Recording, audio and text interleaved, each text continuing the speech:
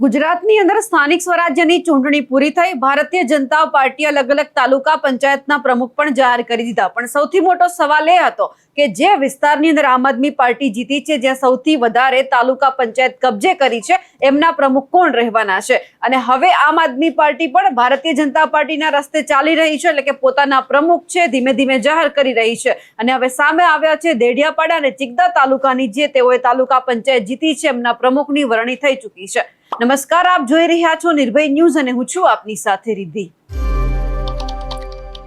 ગુજરાતની અંદર સ્થાનિક સ્વરાજ્યની ચૂંટણીમાં આપણે જોયું કે નર્મદા જિલ્લા પંચાયત અને ઘણી બધી તાલુકા પંચાયત છે તે આમ આદમી પાર્ટીએ કબજે કરી। અને સવાલ એ થતો હતો કે આમ આદમી પાર્ટી હજુ સુધી કેમ પોતાના તાલુકા પંચાયતના જે પ્રમુખ છે કે જિલ્લા પંચાયતના પ્રમુખ છે તે જાહેર નથી કરતી।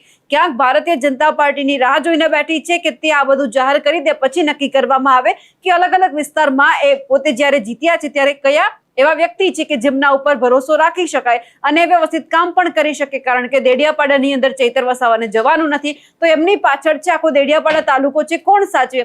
ચિકદામાં પોતે જઈ શકે છે એટલા માટે, કારણ કે દેડિયાપાડાથી અલગ થયો હતો, ચિકદામાં પોતે ફરી રહ્યા છે। પરંતુ હવે જ્યારે દેડિયાપાડા અને ચિકદા તાલુકાના જે તાલુકા પ્રમુખ છે તેમની વરણી કરવામાં આવી છે, એમાં ચિકદા તાલુકા પંચાયતના પ્રમુખ તરીકે રમેશભાઈ વસાવાની સર્વાનુમતે નિમણૂક થઈ છે।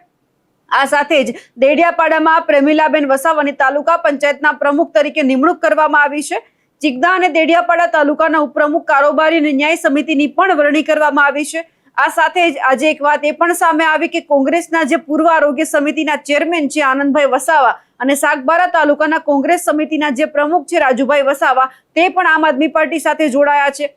કોંગ્રેસ સમિતિના હાલના ઉમેદવાર છે બહાદુરભાઈ વસાવાને રાણીપુર તાલુકા પંચાયતના કોંગ્રેસના ઉમેદવાર જે ઉમેશભાઈ છે તે પણ આપમાં જોડાયા છે। હવે જે રીતે દેડિયાપાડાના આજુબાજુનો વિસ્તાર લઈ લો કે આદિવાસી આખો વિસ્તાર લઈ લો, જે આમ આદમી પાર્ટી ધીમે ધીમે મજબૂત થઈ રહી છે, અલગ અલગ કોંગ્રેસના નેતા હોય કે ભાજપના નેતા હોય આમ આદમી પાર્ટીમાં જોડાઈ રહ્યા છે અને જે રીતે એક આ મજબૂતી તરફ આગળ વધી રહી છે। અને આ સાથે સાથે જ્યારે આ તમામ લોકોની વરણી કરવામાં આવી છે, તેમને લઈ ચૈતર વસાવા શું કહી રહ્યા છે તે પણ સાંભળીએ।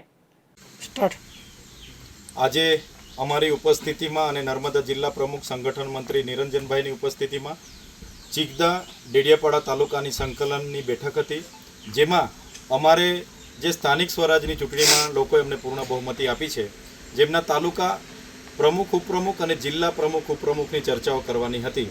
જેમાં હાલમાં 2 તાલુકાઓની ચર્ચા થઈ છે, જેમાં ચિકદા તાલુકાના પ્રમુખ તરીકે રમેશભાઈ વસાવાની સર્વાનુમતે નિમણૂક થઈ છે। એ જ પ્રકારે ઉપપ્રમુખ કારોબારી સમિતિ ન્યાય સમિતિની પણ નિમણૂક થઈ છે।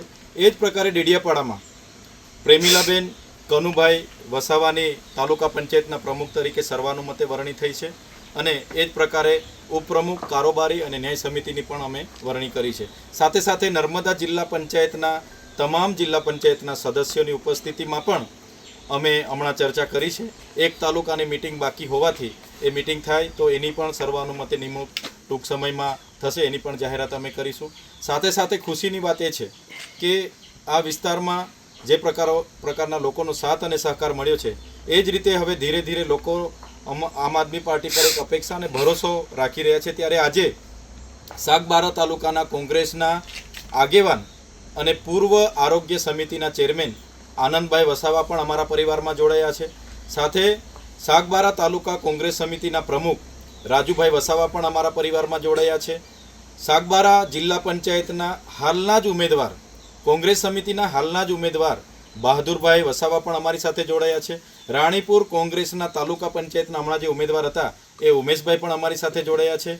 એવી જ રીતના અનેક આગેવાનો કાર્યકરો આમ આદમી પાર્ટીમાં આજે જોડાયા છે, ત્યારે ચોક્કસ અમને આનંદ થયો, એમનું સ્વાગત અમે કર્યું છે અને બધાને હવે જે રીતે દેડિયાપાડાનો જે આખો વિસ્તાર છે હવે તાલુકા પંચાયતના પ્રમુખ સંભાળશે, કારણ કે ઘણી બધી આપણે જોયું છે કે દેડિયાપાડાની અંદર ચૈતર વસાવાને નથી જવાનું, એટલે હવે જે આખો વિસ્તાર છે કે તાલુકા પંચાયતના જે પ્રમુખ બનાવવામાં આવ્યા છે તેમની નીચે આવશે, તેમને ઘણા બધા કામ પણ કરવા પડશે। પરંતુ એ જોવાનું કે દેડિયાપાડામાં ચૈતર વસાવા નથી જઈ શકતા, તો પાછળથી કામ થાય છે ખરા?